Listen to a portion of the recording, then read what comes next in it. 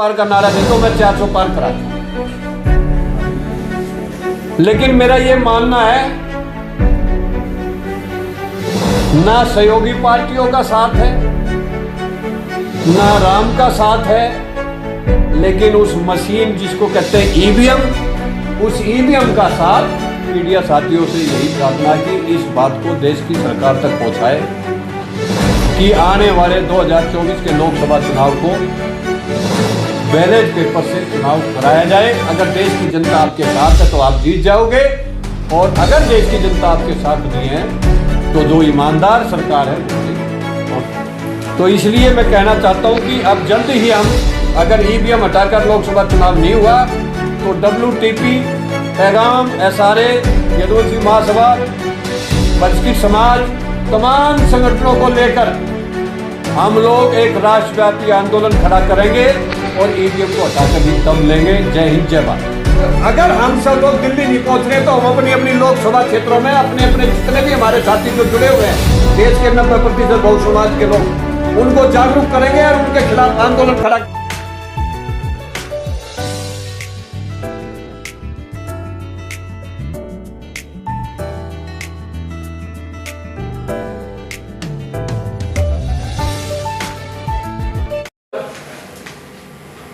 दो चार सीटों को छोड़कर कभी भी वहां पर दूसरी बिरादरी के लोग नहीं जीते, लेकिन 14 से लेकर अब तक पूरे देश की जो मुस्लिम सीटें हैं उनमें 2-4 छोड़कर एक भी सीट पर आज तक कोई मुस्लिम लोकसभा में नहीं पहुंचा है। इसका क्या कारण है? एक तो इसका कारण यह लगता है कि देश के सभी लोग, सभी मुसलमान बीजेपी के साथ चलेंगे, लेकिन फिर शक जाता है कि जब हिंदू और मुसलमान का जहर घोला जा रहा है तो मुसलमान कैसे बीजेपी के साथ चला गया? मुसलमान बीजेपी के साथ नहीं गया, बहुजन शोषित वंचित बीजेपी के साथ नहीं गए, लेकिन हमारी वोट की चोरी कर कर ईवीएम ने बीजेपी तक हमें पहुंचा दिया। यही कारण है कि आज ईवीएम पर शक किया जा रहा है।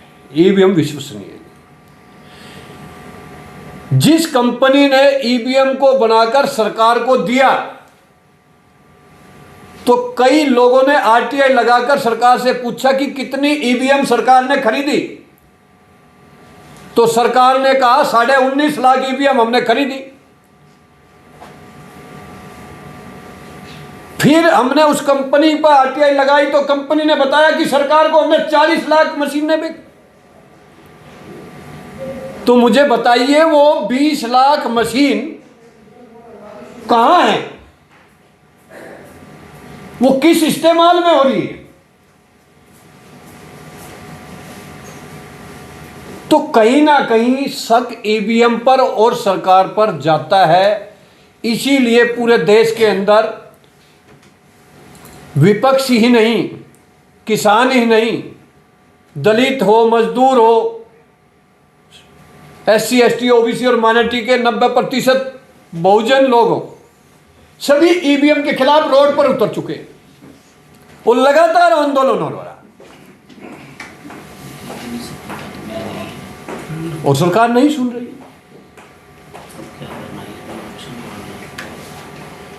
हमारा सरकार से आज इस प्रेस वार्ता के माध्यम से यह अनुरोध है कि 24 का चुनाव बैलेट पेपर से चुनाव कराया जाए। सरकार ये कहती है कि जहां हमारी सरकार नहीं बनती, विपक्ष की बनती है, तो वो वहां ईवीएम का क्या रोल है जहां पर हम हार जाते हैं? हम उनको कहना चाहते हैं हमें हार मंजूर है एक बार, लेकिन हमारा एक ही लक्ष्य है, एक ही मिशन है कि अब की बार बैलेट पेपर से चुनाव करा दीजिए। अगर जनता आपके साथ है तो आप जीत जाओगे और हम हार मान लेंगे, लेकिन बैलेट पेपर से चुनाव करा दीजिए। काफी आंदोलनों के बाद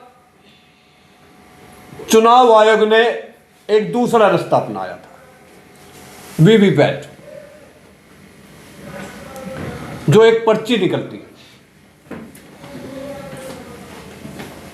लेकिन वो कितनी 25% और अलग अलग जगह पर कम संख्या में निकलती है।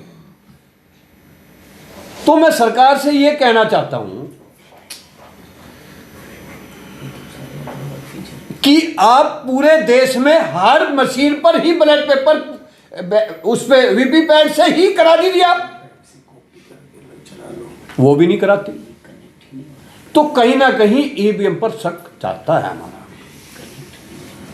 क्योंकि ईवीएम से हमारे वोट की चोरी हो रही है और ये चोरी से बनी हुई सरकार है। अगर जनता इसके साथ होती तो आज किसान रोड पर क्यों बैठे हुए? भारत पाकिस्तान से बड़ा बॉर्डर शंभू बॉर्डर को बना दिया गया और अनेकों बॉर्डर को बना दिया गया। हमारे दिल्ली में प्रदर्शन करने पर रोक लगा दी। हमारे किसानों का एमएसपी का हक नहीं दिया जा रहा,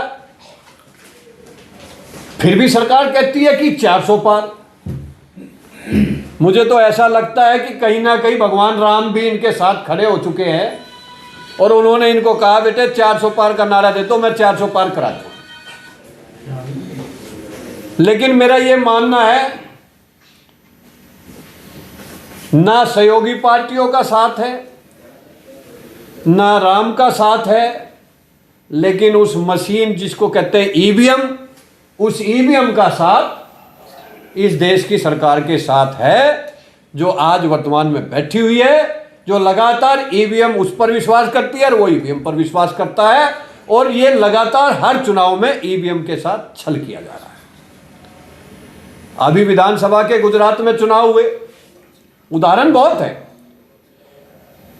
5 बजे के बाद 5:30 बजे तक 15 लाख वोट डल चुकी। 1 मिनट में एक वोट डलती है, आध घंटे में 15 लाख वोट कैसे डल गई? उत्तर प्रदेश के अंदर 4 सीटों पर लोकसभा चुनाव के अंदर पिछले 8,420,000 वोट ही 4 लोकसभा के प्रत्याशियों को कैसे मिला? गोरखपुर के अंदर जहां 1127 वोट है, वहां 1300 से भी ज्यादा वोट कैसे ईवीएम ने दिखा दिया? वो ऐसे दिखा दिया जैसे चंडीगढ़ मेयर चुनाव में देखा होगा, 20 वोट वाला हार गया, 16 वोट वाला जीत गया। तो कहीं ना कहीं हर हथकंडा अपनाकर, चाहे वो ईडी का हो, चाहे सीबीआई का हो, चाहे न्यायालय का हो, चाहे वो पैसे का धनबल हो, और आखिरी में ईवीएम तो उनके साथ है।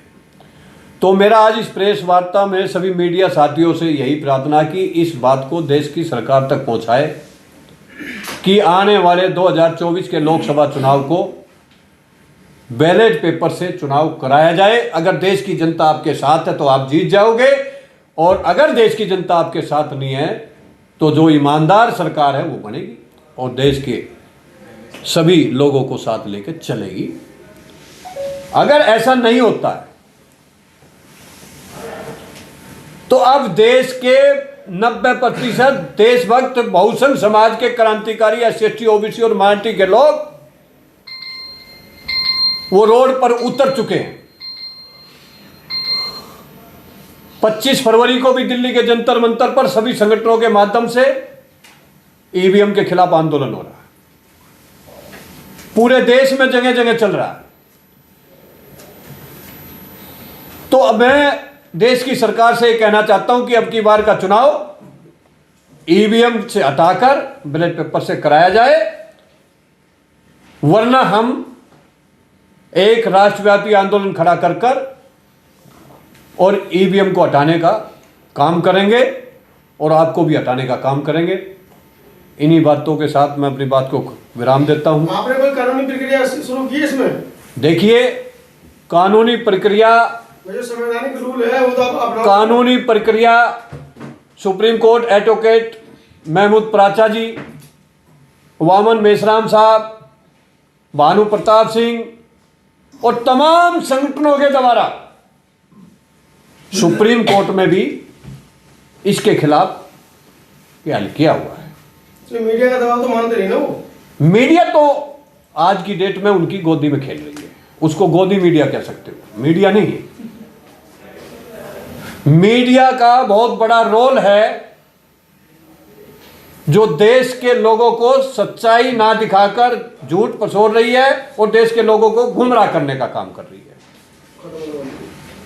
तो इसलिए मैं कहना चाहता हूं कि अब जल्द ही हम, अगर ईवीएम हटाकर लोकसभा चुनाव नहीं हुआ तो WTP, पैगाम, SRA, यदुवंशी महासभा, बहिष्कृत समाज, तमाम संगठनों को लेकर हम लोग एक राष्ट्रव्यापी आंदोलन खड़ा करेंगे और ईवीएम को हटाकर ही दम लेंगे। जय हिंद, जय भारत।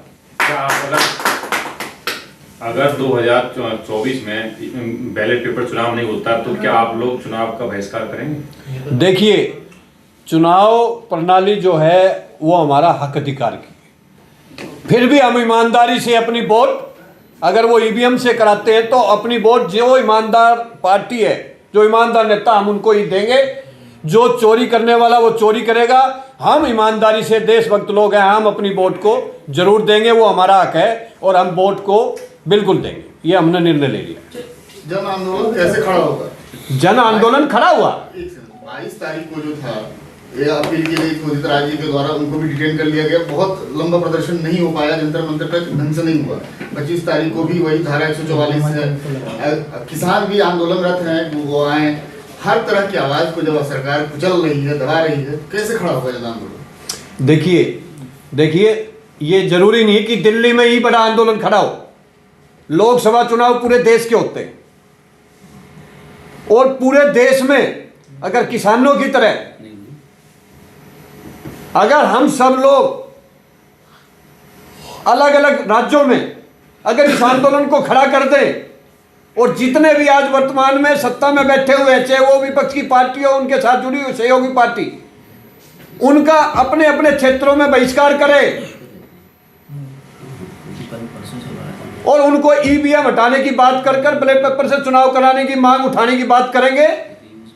और अगर हम सब लोग दिल्ली नहीं पहुंच रहे तो हम अपनी अपनी लोकसभा क्षेत्रों में अपने अपने जितने भी हमारे साथी जो जुड़े हुए हैं, देश के 90% बहु समाज के लोग, उनको जागरूक करेंगे और उनके खिलाफ आंदोलन खड़ा करेंगे और पूरे चुनाव में हम आंदोलन ही रहेंगे जब तक कि ईवीएम नहीं हट जाएगी। ये हमने निर्णय ले लिया। अच्छा, इसमें आप इस वीडियो के बारे में अपनी राय अवश्य दें तथा वीडियो को लाइक, शेयर और कमेंट्स साथ साथ चैनल को सब्सक्राइब करना न भूलें। धन्यवाद।